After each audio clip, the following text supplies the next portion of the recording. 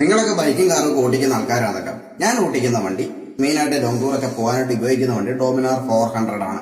ഇതിന് എത്ര മൈലേജ് കിട്ടുമെന്ന് അറിയോ? പലർക്കെ പല അഭിപ്രായങ്ങൾ കാണും. പക്ഷെ എന്റെ വണ്ടി 2017 മോഡല് ഡോമിനാർ 400 എനിക്ക് കിട്ടുന്ന മൈലേജ് വേണം എന്നുള്ള രീതിയിൽ ഓട്ടിച്ചു കഴിഞ്ഞാൽ 45-ന് മേലെ എനിക്ക് കിട്ടുന്നുണ്ട്.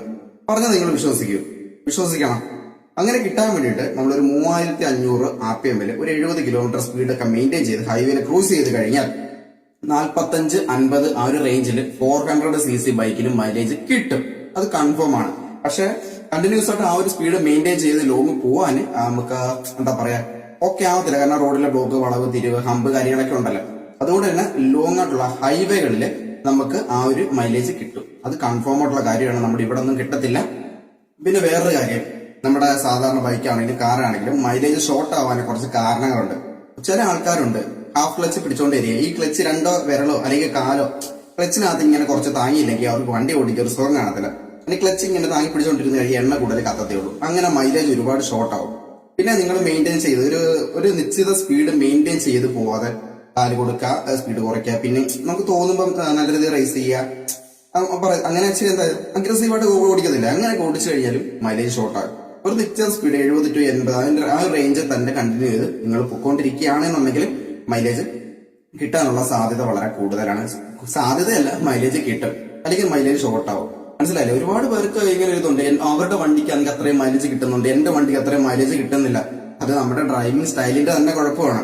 പിന്നെ വേറൊരു കാര്യം, ചില ആൾക്കാരൊക്കെ പറയും ആ പമ്പിൽ നിന്ന് അടിച്ചപ്പോൾ നല്ല പെട്രോൾ ആയിരുന്നു, ഈ പമ്പിൽ പെട്രോൾ അടിച്ചപ്പോൾ മൈലേജ് കിട്ടുന്നില്ല എന്നൊക്കെ പറയും. അതിന് വേറൊരു കാരണമുണ്ട്.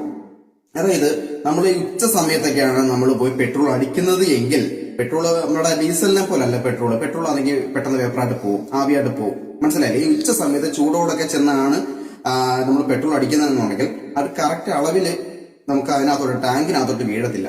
ഒരുപാട് ആവിയായി പോകുന്നുണ്ട്.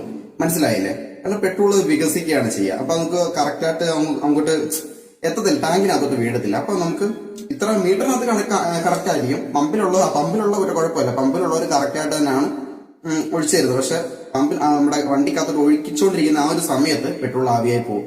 അങ്ങനെ നമുക്ക് മൈലേജ് കുറയാനുള്ള സാധ്യതയുണ്ട്. മനസ്സിലായില്ലേ? അപ്പൊ ഇത്രയൊക്കെ കാര്യങ്ങൾ ശ്രദ്ധിച്ചു കഴിഞ്ഞാൽ നമ്മൾ പെട്രോൾ അടിക്കുമ്പോൾ ഒന്നിക്ക് അതിരാവിലെയോ അല്ലെങ്കിൽ സന്ധ്യ കഴിഞ്ഞിട്ടൊക്കെ അടിച്ചു കഴിഞ്ഞാൽ കറക്റ്റായിട്ട് ആ ഒരു അളവിൽ തന്നെ നമുക്ക് കിട്ടും.